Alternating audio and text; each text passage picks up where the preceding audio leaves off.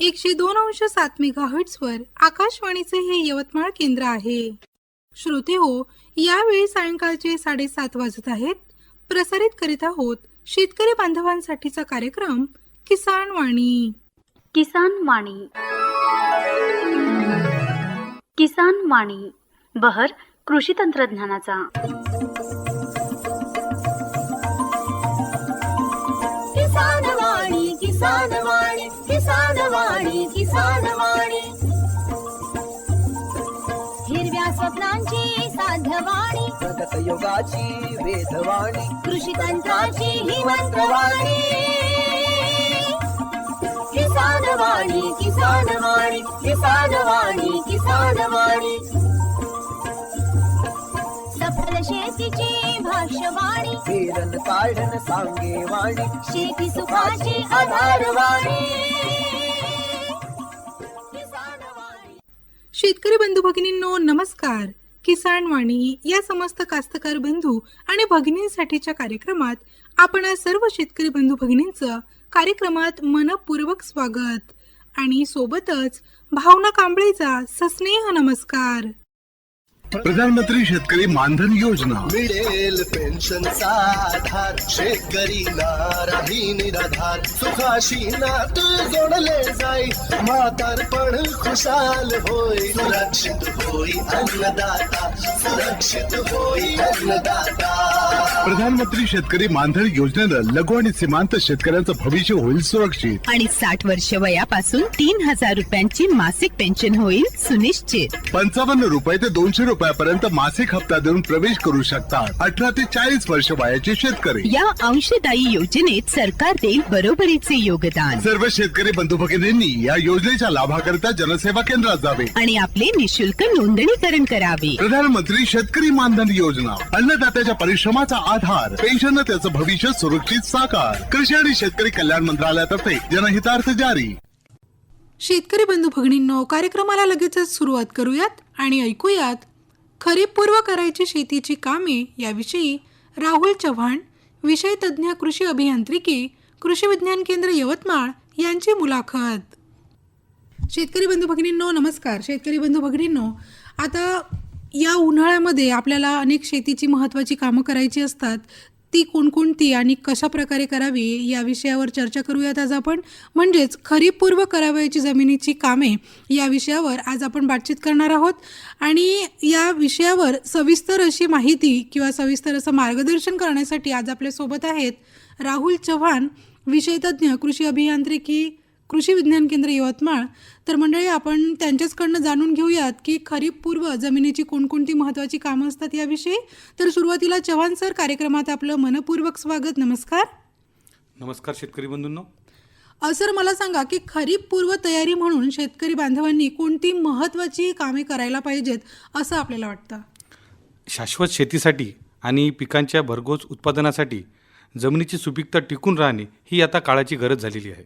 आपण बघतोय कृषी व्यवसाय हा मुख्यत्वे 4 घटकांवर अवलंबून आहे. त्यामध्ये जमीन, मजूर, भांडवल आणि शेतीतील व्यवस्थापन हा महत्त्वाचा भाग आहे. खरीपपूर्व जमिनीची कामे करायची म्हणजे यामध्ये जमिनीचे व्यवस्थापन जे आहे ते जमिनीची मशागत करणे, जल व मृदसंधारणाची कामे करणे, सिंचन व्यवस्थापन करण्यासाठी काही कामे करणे, जसे की पाईपलाईन, ड्रीप इरिगेशन, आपलं स्प्रिंकलर इरिगेशन, यासाठी जे आपल्याला उपाययोजना करायच्या आहेत त्या खरीप पूर्व हंगामात आपण करून ठेवलं म्हणजे आपलं येणाऱ्या काळामध्ये त्याचं योग्यरित्या नियोजन करता येईल. अच्छा, म्हणजे ही सगळी महत्त्वाची कामे आहेत असं तुम्हाला वाटतं? हो. बरं, मग मशागत हा एक मुद्दा पण महत्त्वाचा आहे नाही का? नक्कीच. जमिनीची मशागत म्हणजे जमिनीचा जो वरचा थर आहे ज्यामध्ये आपण खऱ्या अर्थाने पीक वाढवतो तो थर हलवून वर खाली करणे, सोबत भुसभुशीत करणे म्हणजे जमिनीची मशागत करणे हे आपण शास्त्रीयदृष्ट्या म्हणू शकतो. बरं. शेती मशागतीमध्ये बागायती असो की कोरडवाहू असो, चिरस्थानी शेती उत्पादन मिळवण्यासाठी संपूर्ण शेती शाश्वत कशी करता येईल हे आपण याकडे बघितलं पाहिजे. आणि त्यासाठीच मग आपण जमिनीची मशागत दरवर्षी खरीप जेव्हा आपला हंगाम सुरू होतो त्यापूर्वी आपण त्याची सुरुवात करतो. बरं, सुरुवात करतो, अगदी बरोबर आहे तुमचं. पण म्हणजे नक्की कोणत्या महिन्यात करायला पाहिजे? आता ही आपण जी मशागतीची कामं आहेत ही कोणत्या महिन्यात करायची असतात प्रामुख्यानं? जमिनीची मशागत जी आपण करतो मुख्यत्वे आपण आपलं खरीपातलं जे पीक आहे किंवा आपल्या रब्बीतलं जे पीक आहे किंवा जे खरीपातले आपले लांबचे पीक जसं आपण कापूस झालं, तूर झालं, जे आपण जानेवारी फेब्रुवारीपर्यंत ठेवतो, हे पिकं जसे आपले निघालेत तसे आपण शेतीची मशागत आपण करायला पाहिजे, जेणेकरून आपल्या शेतीला जास्त वेळ सूर्यप्रकाश मिळेल, ते चांगले तापतील आणि त्याचा फायदा आपल्याला येणाऱ्या हंगामामध्ये होईल. तर जसं आपले पिकं निघाले तशी आपण जमिनीची मशागत सुरू करायला पाहिजे. बरं, या मशागतीचे काय फायदे सांगता येतील? नक्कीच जमिनीची मशागत करण्याचे फार फायदे आहेत. जसं की प्रामुख्याने आपल्याला तुम्हाला सांगितलं की जेव्हा आपण जमिनीची मशागत करतो तेव्हा जमिनीचा खालचा थर वरचा थर याला फोडून खालीवर आपण जमिनीला करतो. त्यामुळे काय होते, जमिनीची उलथापालथ होते, जमीन भुसभुशीत होते, हवा पाणी उष्णता याचं एक समन्वय त्याच्यामध्ये साधला जातो. त्यामध्ये जे जीवजंतू असतात, जे हानिकारक बुरशी असतात, ते सूर्यप्रकाशामध्ये येतात आणि त्यामुळे त्यांचं विघटन होते, ते मरण पावतात आणि जमीन अजून आपली तयार होत जाते येणाऱ्या हंगामासाठी. म्हणजे येणाऱ्या पिकाच्या वाढीसाठी ती तयार होते. आणि उलथापालथ केल्यामुळे होतंय काय की काही जे जीवाणू असतात जे पिकाला आवश्यक असतात ते जे सुप्तावस्थेत गेलेले असतात ते पण जिवंत होतात, नाही का? नक्कीच असं म्हणणं आपलं त्याला आपण एक सॉईल सोलरायझेशन एक कन्सेप्ट त्याच्यामागे आहे, ज्यामध्ये आपण बघतो की बुरशीमुळे मशागतीमुळे बुरशीजन्य जे आपले रोग त्या जमिनीमध्ये असतात ते सोलरायझेशनमुळे नष्ट होतात. काही जे किडी असतात त्यांची कोश जमिनीमध्ये आतमध्ये असतात ते वरती येतात आणि त्यामुळे ज्या आपल्याला अनावश्यक ज्या किडी आणि रोग आहेत त्याचं व्यवस्थापन या खोल नांगरटीमुळे आपल्याला करता येते. अच्छा, खोल नांगरटी किती सेंटीमीटर पर्यंत असते ते? म्हणजे खोल म्हणजे किती नक्की? खोल नांगरटी ही जी संकल्पना आहे ती आपल्या पिकांवर आपल्या जमिनीवर ती डिपेंड आहे. जसं की आपण शास्त्रीयदृष्ट्या सांगतो की जी खोलवर जाणारी जी पिकं आहेत ज्यांची मुळं खोलवर जातात, जसं की आपण कापूस झालं, ऊस झालं, ही जेव्हा पिकं आपण आपल्या शेतामध्ये लावतो तेव्हा आपली नांगरटी ही 30 सेंटीमीटरपेक्षा जास्त असायला पाहिजे, त्याला आपण खोल नांगरटी म्हणतो. पण ज्यावेळेस आपण सोयाबीन, हरभरा यासारखे पिकं जेव्हा लावतो त्यावेळेस आपले 15 सेंटीमीटरपर्यंतचीच नांगरटी झाली तरी ती आपल्याला फायदेशीर असते. बरं, ही नांगरटी सर दर किती वर्षांनी केली पाहिजे? जसं आपल्याला आत्ताच मॅडम मी सांगितलं की नांगरटी करणे हा एक आपल्या पिकांवर व जमिनीवरचा अवलंबून असलेला विषय आहे. पण यामध्ये आपण बघतोय की ज्या पिकांची मुळे खूप खोलवर जातात, जसं की कापूस, ऊस, तूर हे जी पिकं आहेत जे लॉंग टर्म असतात त्यांची मुळं खूप खोलवर जातात, अशा शेतामध्ये आपण दरवर्षी नांगरणी करायला पाहिजे. जिथे मुळे खोलवर जात नाही अशा ठिकाणी आपण 2 वर्षात 3 वर्षात नांगरणी केली तरी चालतंय, त्याच्यातनं पण आपल्याला फायदा मिळतोय. बरोबर, नक्कीच सर, तुम्ही जी गोष्ट सांगितली ती नक्कीच उपयोगाची आहे. सर मला एक सांगा की शून्य मशागत नावाची एक संकल्पना आहे, त्याबद्दल काय सांगाल? नक्कीच, आपण बघतोय की शेतीमध्ये नवीन नवीन तंत्रज्ञान आपण येत असतो आणि ते आपण आत्मसात करत असतो.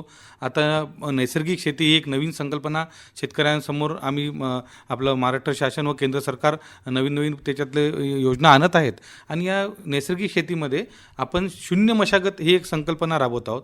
तर मशागत करणे न करणे ह्या 2 वेगवेगळ्या बाजू आहेत. त्या आपल्या पिकांवर आणि आपल्या उपलब्ध संसाधनावर त्या डिपेंड आहेत.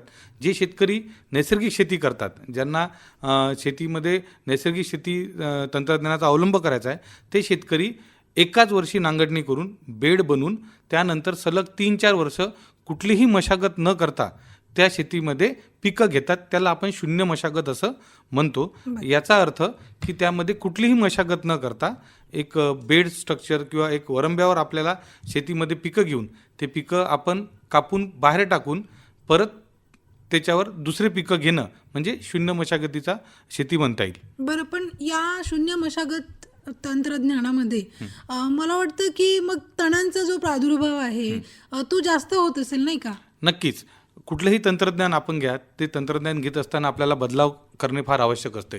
तसं आपण आत्ता म्हटलं की पारंपरिक पद्धतीने आपण जमिनीची नांगरणी करायचो, खोल नांगरणी करायचो, पण त्याचे चांगले फायदे पण आहेत, तसे काही दुष्परिणाम पण आहेत. कारण की बघतोय आपण दिवसेंदिवस की लोक यांत्रिकीकरणामुळे थोडं या मशागतीकडे थोडं लेट करण्याकडे चाललेत. जसं पूर्वी काळी आपण बैलाच्या नांगरानी करायचो तर ती आपली सगळी मशागत ही मार्च महिन्यात सुरू होऊन जायची आणि एप्रिल मे जून आपण चांगले शेतं तापू द्यायचो आणि नंतर आपण पेरणीकडे जायचो. पण आता जसं जसं यांत्रिकीकरण आलेलं आहे तसं तसं आपली मशागत पण उशिरा होत चाललेली आहे आणि त्यामुळे जे त्याच्या मागचं शास्त्र आहे, त्याच्या मागचा जो वेळ त्याला मिळाला पाहिजे तो मिळत नाही आहे. तसंच या शून्य मशागतीमध्ये पण आहेत ज्यांना नैसर्गिक शेती करायची आहे, कारण की जास्त मशागत केल्याचे पण दुष्परिणाम आहेत. आपला शेतातला कर्ब जो आहे तो कमी होत जातो. जास्त मशागतीमध्ये एक जमिनीच्या 30 फुटाखालचा भाग दरवर्षी नांगरणी केल्यामुळे कडक येतो, असे शेतकऱ्यांचे अनुभव आहे. तर अशा परिस्थितीमध्ये ज्यांना शून्य मशागत करायचं आहे त्यांच्याकडनं तणाचं व्यवस्थापन होत आहे. त्याला आपण मल्चिंग सारखे जर तंत्रज्ञान वापरलं किंवा आच्छादने जर आपण करू शकलो, तणाचं व्यवस्थापन करू शकलो तर नैसर्गिक शेतीमध्ये शून्य मशागतीचा पण फायदा आपल्याला शेतकऱ्यांना मिळत आहे. सर, होतंय काय की काही काही शेतकरी म्हणतात की त्यांच्याकडली जी जमीन आहे ती अगदी उत्तम आहे, म्हणजे काळीशार अशी जमीन आहे, पण त्यांनी जास्त सिंचनाचा उपयोग करू शकत नाही. मग जेव्हा पावसाळा सुरू होतो तेव्हा एकदम ती जमीन पाणथळ होते, म्हणजे ते काय कट्टा फुटणे वगैरे असं म्हणतात ते. मग याचं काय कारण असू शकतं? तो जमिनीचाच एक काही आजार आहे का? नक्कीच मॅडम, हा फार महत्त्वाचा विषय आपण आत्ता विचारला. आपण यवतमाळ जिल्ह्याचा जर विचार केला तर आपल्याकडची मध्यम आणि भारीची आपली जमीन फार मोठ्या प्रमाणात आहे आणि हवामान बदल आपण जो एक मागच्या दशकामध्ये अनुभवतोय याच्यामध्ये बघतोय की आपण सगळ्यात मोठा परिणाम जर कशावर झाला असेल तर तो पडणाऱ्या पावसावर झालेला आहे. आणि पावसाचं पडण्याचं स्वरूप हे आता पूर्णपणे बदललेलं आहे. एकाच दिवशी आपल्याला एक 60-70 mm पर्यंतचा पाऊस पडतो, म्हणजे जो पाऊस पहिले आपल्याला 52 दिवसामध्ये मिळायचा तो कुठेतरी आता कमी दिवसामध्ये जास्त प्रमाणात पाऊस पडतो. आणि त्यामुळे काय होतं आहे की जमीन मध्ये जो पाणी मुरण्याचं जे प्रमाण आहे ते कमी होत चाललेलं आहे. आणि मग जसं तुम्ही म्हटलं की आपली शेती चिबडते की कुठे पाणी साचून राहते, असे प्रकार त्याच्यामध्ये आपल्याला आढळून येतात. तर तो कुठला आजार नसून ते वातावरणातील बदलावामुळे पडणाऱ्या पावसामुळे व सोबतच आपल्या जमिनीमध्ये जे जीवजंतू म्हणा किंवा जो ऑर्गॅनिक कर्ब म्हणा हे जे सगळे घटक कमी झाला आहे त्यामुळे आढळणारी ती स्थिती आहे. आपण बघतोय की आपल्या जिल्ह्यातील जी जमीन आहे थोडी अल्कलाईन आहे, pH आपला थोडा जास्त आहे. तर अशा परिस्थितीमध्ये ही अडचण आपल्याला फार मोठ्या प्रमाणात जाणवते. तर मग अशा शेतीमध्ये आपण नक्कीच दरवर्षी चांगली खोल नांगरणी करायला पाहिजे.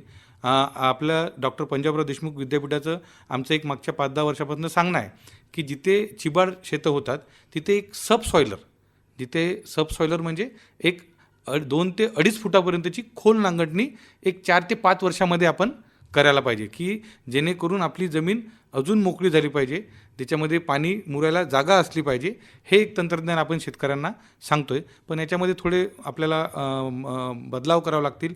जेव्हा आपण सबसॉयलर जेव्हा आपण खोल नांगरणी करू आपण त्याला आपल्याला एक 50 ते 55 HP ट्रॅक्टर त्याला त्यासाठी लागतो. पण नक्कीच अशा ज्या जमिनी आहेत जिथे पाणी साचून राहते, जिथे चिबाड क्षेत्र होते, अशा जमिनीमध्ये जर आपण सबसॉयलर चालवलं तर आपल्याला त्याच्यातनं चांगली उपाययोजना करता येते. नक्कीच सर. सर, मला शेवटी जाता जाता सांगा की शेतकरी बांधवांनी आणखी कोणती जी कामं आहे जी शेतीच्या मशागतीसाठी किंवा जमिनीसाठी फार महत्त्वाची आहे, काय सांगाल? नक्कीच आपण खरीपपूर्व जमिनीची कामे करत असताना प्रामुख्याने मशागती या विषयाकडे बघतो. पण आता आम्ही जेव्हा जिल्ह्याभर शेतकऱ्यांसोबत असतो आणि बघतो की आपल्याला ओलिताची जे कामं करायचे आहेत, जे आपल्याला शेतामध्ये ठिबक सिंचन लावायचं आहे, तुषार सिंचन लावायचं आहे किंवा सिंचनाचे जे कामं करायचे आहेत ते आपण वेळेवर जेव्हा आपल्याला आपलं पिकाची पेरणी होते किंवा आपलं जेव्हा पीक शेतात असतं त्यावेळेस आपण ते करतो. जर आपल्याला कुठलीही सिंचनाची सुविधा आपल्या शेतामध्ये करायची असेल तर त्याचे पण कामं आपण आत्ता उन्हाळ्यात जर केले तर येणाऱ्या हंगामामध्ये आपल्याला कुठलीही अडचण जात नाही. जसं आपल्या पाईपलाईनचे कामं असो, नंतर ठिबक सिंचनाची जी कामं असो, हे सगळे कामं आपण आत्ता करू शकतो. नंतर जसं आत्ताच आपल्याला सांगितलं की हवामान बदल हा एक खूप मोठा एक प्रश्न आपल्या सगळ्या सोबत आहेत आणि त्यामध्ये खूप पावसावर त्याचा परिणाम झालेला आहे. त्यामुळे जल व मृद संधारणाची जी कामं आहेत तीसुद्धा आपण खरीप हंगामापूर्वी आपण करायला पाहिजे, ज्यामध्ये की आपण शेतकऱ्यांना सांगतो की सलग समतल चर खोदणे, सलग चर खोदणे, जैविक समपातळीचे ढाईचे बांध टाकणे, कंपार्टमेंट बंडिंग करणे, समतल मशागत करणे, ही सुद्धा जल व मृदसंधारणाची कामे आपण खरीप हंगामाच्या पूर्वी आता जर करून ठेवले तर येणाऱ्या हंगामामध्ये आपलं शेतीचं जे नियोजन आहे ते चांगल्या प्रकारे आपल्याला करता येईल. नक्कीच सर. म्हणजे हे सगळं जर नियोजन आपण आधीच करत असू, म्हणजे कोणत्याही गोष्टीची जर आपण पूर्वतयारी चांगली करत असू, तर ती गोष्ट नक्कीच चांगली होते. तसंच या शेतीचं पण आहे. जर आपण शेतीचं नियोजन आधीच करत असू, तर येणारं पीक म्हणजे कोणत्याच पिकामध्ये येणाऱ्या आपल्याला अडचण भासणार नाही, नाही का? नक्कीच. नक्कीच. सर, शेवटी जाता जाता शेतकरी बांधवांनी आणखी जमिनीच्या कामांमध्ये कोणती अशी महत्त्वाची बाब आहे की त्यांनी ती करायला पाहिजे? नक्कीच मॅडम, हा पण फार महत्त्वाचा विषय आहे. जमिनीची मशागत जेव्हा आपण करतो तेव्हा आपण बघतोय की यांत्रिकीकरणामुळे आपण थोडं लेट आपण मशागतीकडे आता चाललेलो आहे किंवा ट्रॅक्टर उपलब्ध आहेत, यंत्र उपलब्ध आहेत, तर आपण करूयात. पण तसं न करता जर आपण आपले पिकं निघाल्याबरोबर जर जमिनीची मशागत केली तर त्याच्यामध्ये 2 ते 3 महिने उन्हामध्ये तपून जमिनी चांगल्या प्रकारे तयार होतात. त्याच्यामुळे ढेकळं जे आहे आपल्या शेतातले ते फुटतात आणि जमीन आपली कमी मशागतमध्ये आपण तयार करू शकतो. आता जसं आपण एक शून्य मशागतीचा जो कॉन्सेप्ट आपण आत्ता ऐकला, तर आपण शून्य मशागत किंवा खोल नांगरट याच्याकडे न जाता जर आपण कमी मशागत म्हणजे मिनिमम टिलेज या टेक्नॉलॉजीकडे जर गेलो तर आपल्याला सगळ्या गोष्टींचं जे प्रमाण आहे ते साध्य करता येईल. जसं की आपण रोटावेटरचा वापर एक शेतकरी फार मोठ्या प्रमाणात करायला लागलेला आहे.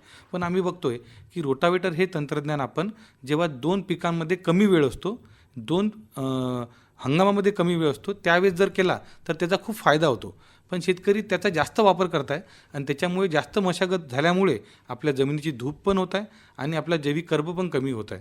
तर अशा परिस्थितीमध्ये जर आपण खूप लवकर जर नांगरटणी केली तर ती नांगरटणी लवकर केल्यामुळे सूर्यप्रकाश व एखादा अवकाळी पाऊस यामुळे ती जमीन खूप चांगली लवकर तयार होते आणि मग पेरणी अगोदर एखादा वखर पाळी जर आपण केली तर आपली जमीन पेरणीसाठी तयार होऊ शकते. म्हणजे जो रोटावेटरचा होणारा खर्च आहे तो आपण त्याच्यामध्ये टाळू शकतो. नक्की. म्हणजे थोडासा खर्च पण कमी करता येईल. सर, आज आपण इथे आलात आणि अगदी महत्त्वाच्या विषयावर म्हणजेच खरीपपूर्व करावयाची जमिनीची कामे या विषयावर अगदी सविस्तर अशी माहिती सांगितली. त्याबद्दल मी आकाशवाणीच्या वतीने आणि ऐकणाऱ्या सर्व शेतकरी बांधवांच्या वतीने आपले आभार मानते आणि आपला निरोप घेते. धन्यवाद. नमस्कार. मंडळी, आताच आपण खरीपपूर्व करायची शेतीची कामे याविषयी राहुल चव्हाण, विषय तज्ज्ञ कृषी अभियांत्रिकी, कृषी विज्ञान केंद्र यवतमाळ यांची भावना कांबळे यांनी घेतलेली मुलाखत ऐकलीत. हर जोखिम से निकल कर फसल आए, सुरक्षित हो जाए, फसल बीमा से हर किसान अब आत्मनिर्भर हो जाए। संकट के समय प्रधानमंत्री फसल बीमा योजना किसानों के लिए वरदान है। अब सूखा पड़े या बाढ़ आ जाए कोई डर नहीं, अब ओले पड़े या कीट पतंगे फसल खा जाए कोई फिक्र नहीं, क्योंकि हमने लिया है प्रधानमंत्री फसल बीमा। बुआई से फसल कटाई तक हर जोखिम का दावा, न्यूनतम प्रीमियम पर अधिकतम भुगतान का वादा। योजना से हर साल जुड़ रहे हैं 5 करोड़ से ज्यादा किसान। अब आपकी है बारी। नजदीकी कृषि कार्यालय, सहकारी समिति, बैंक शाखा, अधिकृत बीमा कंपनी या जन सेवा केंद्र में स्वेच्छा से करा सकते हैं पंजीकरण। फसल बीमा पोर्टल या फसल बीमा ऐप द्वारा भी कराया जा सकता है पंजीकरण। प्रधानमंत्री फसल बीमा योजना, आपकी फसलों का संपूर्ण सुरक्षा कवच। कृषि एवं किसान कल्याण मंत्रालय, भारत सरकार। शेतकरी बंधू भगिनींनो, नमस्कार. मंडळी, कृषीवाणी या दैनंदिन सदरात आज आपण माहिती जाणून घेऊयात बोर्डो मलम तयार करण्याची पद्धत याविषयी. शेतकरी बंधू भगिनींनो, फळझाडांना रोगामुळे होणाऱ्या जखमांना लावण्यासाठी बोर्डो मलमचा उपयोग होतो. बोर्डो मलम लावल्यामुळे बुरशीचा वनस्पतीच्या जखमांवर हल्ला होत नाही. फळझाडांमध्ये छाटणी करतात किंवा झाडांना आकार देण्यासाठी फांद्या कापाव्या लागतात. छाटणी झाल्यावर किंवा फांद्या कापल्यावर झालेल्या जखमेच्या ठिकाणापासून हानिकारक सूक्ष्मजीवांची लागण होण्याची भीती असते. अशा जखमेच्या ठिकाणी बोर्डो मलम लावल्यास रोगांच्या प्रादुर्भावापासून संरक्षण मिळते. लिंबूवर्गीय फळझाडांवरील डिंक्या रोगाच्या व्यवस्थापनाकरिता बोर्डो मलम लावण्याची शिफारस करण्यात आली आहे. फळझाडांना जमिनीपासून वर 1 मीटर उंचीपर्यंत बोर्डो मलम वर्षातून 2 वेळा पावसाच्या आधी म्हणजेच जूनमध्ये आणि पावसाळ्यानंतर ऑक्टोबरमध्ये लावावी. बोर्डो मलम तयार करण्याची पद्धत याप्रमाणे: 1 किलो मोरचूत घ्यावे आणि त्याची बारीक पूड तयार करून किंवा पूरचुंडी बांधून 5 लिटर पाण्यात प्लास्टिकच्या बादलीत विरघळवून घ्यावे. दुसऱ्या बादलीत 5 लिटर पाणी घेऊन त्यात 1 किलो कळीचा चुना विरघळून घ्यावा. त्यानंतर दोन्ही द्रावणे एकाच वेळी तिसऱ्या बादलीत ओतावे आणि लाकडी काठीने ढवळावे. एकत्रित झालेले सर्व घटक पेस्ट स्वरूपात तयार होतील. हे मिश्रण म्हणजेच बोर्डो मलम होय. घट्ट झालेले द्रावण ब्रश अथवा कुंचीच्या सहाय्याने बुंध्याला लावावे. शेतकरी बंधू भगिनींनो, चांगल्या प्रतीच्या मोरचुदाने गर्दनिळ्या रंगाचे स्फटिका समान खडे निवडावे. चुना उत्तम प्रतीचा, विरी न गेलेला म्हणजेच विरसताना फसफसणारा वापरावा. लाकडी पिंप किंवा मातीची भांडी किंवा प्लास्टिकची भांडीच द्रावण तयार करण्यासाठी वापरावी. मोरचूद आणि चुन्याचे द्रावण एकमेकात मिसळण्यासाठी दोन्ही द्रावणे थंड करून घ्यावे. मिश्रण गाळून घ्यावे म्हणजेच फवारणी करताना पंपाच्या तोटीत तण अडकणार नाही. बोर्डो मिश्रण जागेवर फवारण्यापूर्वी ते उदासीन म्हणजेच मिश्रणाचा सामू 7 ते 7.2 असल्याची खात्री करून घ्यावी. जेवढ्या मिश्रणाची आवश्यकता आहे तेवढेच मिश्रण तयार करावे आणि त्याच वेळेस पूर्णपणे वापरावे. मिश्रण तयार केल्यानंतर त्याच दिवशी ताबडतोब वापरावे. उरलेले मिश्रण दुसऱ्या दिवशी वापरू नये, कारण वापरल्यास रोपावर परिणाम होतो. तर शेतकरी बंधू भगिनींनो, अशा प्रकारे आत्ताच आपण बोर्डो मलम तयार करण्याची पद्धत याविषयी डॉक्टर पंजाबराव देशमुख कृषी विद्यापीठ अकोला यांच्याकडून प्राप्त माहिती ऐकलीत. मंडळी, उष्माघातापासून बचावासाठी जिल्हा प्रशासनाने काही मार्गदर्शक सूचना जारी केल्या आहेत. त्या याप्रमाणे: जिल्ह्यात मागील 4 ते 5 दिवसापासून तापमानात लक्षणीय वाढ होत असून उष्णतेचा मानवी आरोग्यावर विपरीत परिणाम होऊ नये यासाठी जिल्हा प्रशासनाने नागरिकांना खबरदारी घेण्याचे आवाहन केले आहे.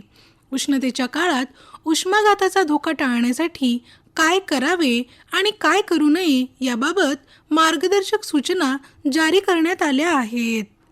तर सुरुवातीला ऐकूयात काय करावे. मंडळी, जिल्हा प्रशासनाच्या सूचनेनुसार नागरिकांनी तीव्र उन्हात, विशेषतः दुपारी 12 ते 3 या वेळेत घराबाहेर पडणे टाळावे. शरीरात पाण्याची कमतरता होऊ नये म्हणून पुरेसे पाणी पिणे आवश्यक आहे. शक्यतो हलक्या रंगाचे सुती कपडे वापरावेत. तसेच बाहेर जाताना छत्री, टोपी किंवा गॉगलचा वापर करावा. मद्य, चहा, कॉफी तसेच कार्बोनेटेड शीतपेयांचे सेवन टाळावे आणि शिळे अन्न खाणे टाळावे. उन्हात काम करताना चेहरा आणि डोके ओल्या कपड्याने झाकावे. शक्यतो दुपारी 12 ते 3 या वेळेत उष्ण वातावरणात कष्टाची कामे करू नयेत. चक्कर येणे किंवा आजारी वाटल्यास तात्काळ डॉक्टरांचा सल्ला घ्यावा. शरीरातील पाण्याची कमतरता भरून काढण्यासाठी ORS, लस्सी, ताक, लिंबू पाणी यासारख्या घरगुती शीतपेयांचे सेवन करावे. तसेच पशुधनाला सावलीत ठेवून त्यांना भरपूर पाणी उपलब्ध करून द्यावे. मंडळी, हे झाले काय करावे याबद्दल. आता ऐकूयात काय करू नये याविषयी. याचबरोबर प्रशासनाने काही गोष्टी टाळण्याचेही आवाहन केले आहे. त्यानुसार दुपारी 12 ते 3 या वेळेत उन्हात बाहेर जाणे टाळावे. गडद, घट्ट आणि जाड कपडे घालू नयेत. बाहेर तापमान जास्त असल्यास जास्त शारीरिक श्रमाची कामे करणे टाळावे. उष्माघात झालेल्या व्यक्तीची काळजी घेताना त्यांना त्वरित थंड जागी हलवावे आणि शरीराचे तापमान कमी करण्याचा प्रयत्न करावा. ओल्या कपड्याने अंग पुसून थंड करावे. तसेच ORS, लस्सी, ताक किंवा लिंबू पाणी द्यावे. बाधित व्यक्तीला तातडीने जवळच्या आरोग्य केंद्रात किंवा रुग्णालयात दाखल करून उपचार सुरू करावे. उष्णतेच्या लाटेमुळे नागरिकांनी विशेष सतर्कता बाळगावी आणि आरोग्याची काळजी घ्यावी असे आवाहन जिल्हा प्रशासनाने केले आहे. तर मंडळी, अशा प्रकारे आत्ताच आपण उष्माघातापासून बचावासाठीच्या मार्गदर्शक सूचना याविषयीची माहिती ऐकलीत. आणि मंडळी, कार्यक्रमात शेवटी ऐकूयात हवामान वृत्त आणि हवामानाचा अंदाज. गेल्या 24 तासातील पर्जन्यमान: विदर्भात तुरळक ठिकाणी गारांसह जोरदार पाऊस पडला. कोकण गोव्यात बहुतांश ठिकाणी कमाल तापमानात सरासरीच्या तुलनेत किंचित वाढ झाली आहे. उर्वरित राज्यात कमाल तापमान सरासरीच्या जवळपास होते. गेल्या 24 तासात राज्यातील प्रमुख शहरांमध्ये नोंदवले गेलेले कमाल तापमान अंश सेल्सिअसमध्ये याप्रमाणे: अमरावती येथे 42.8, अकोला येथे 42.5, नागपूर येथे 40.8, वर्धा या ठिकाणी 43.5 आणि यवतमाळ या ठिकाणी 41.8 अंश सेल्सिअस कमाल तापमान नोंदवले गेले. राज्यात सर्वात जास्त कमाल तापमान वर्धा येथे 43.5 अंश सेल्सिअस नोंदवले गेले. पुढील हवामानाचा अंदाज याप्रमाणे: कोकण, मध्य महाराष्ट्र, मराठवाड्यात तुरळक ठिकाणी मेघगर्जनेसह विजांचा कडकडाट आणि सोसाट्याचा वारा वाहण्याची शक्यता, तसेच कोकणामध्ये उष्ण आणि दमट हवामान राहण्याची शक्यता. विदर्भामध्ये हवामान कोरडे राहण्याची शक्यता हवामान विभागाने वर्तवली आहे. शेतकरी बंधू भगिनींनो, हा होता हवामानाचा अंदाज आणि हा अंदाज आपणास प्राप्त झाला होता भारतीय हवामान शास्त्र विभाग पुणे यांच्याकडनं. आणि मंडळी, आता वेळ झाली आहे कार्यक्रमाची सांगता करण्याची. भेट तर आहेच पुढील कार्यक्रमात. तोपर्यंत भावना कांबळेला अनुमती द्या. नमस्कार. माहितीचं वावर किसान वाणी.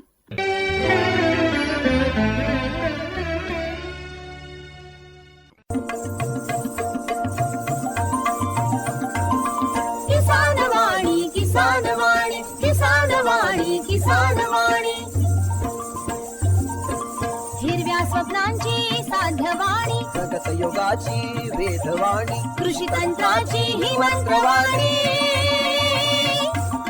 किसान वाणी, किसान वाणी, किसान वाणी, किसान वाणी. सफल शेतीची भाष्यवाणी, पेरन काढन सांगे वाणी, शेती सुखाची आधारवाणी.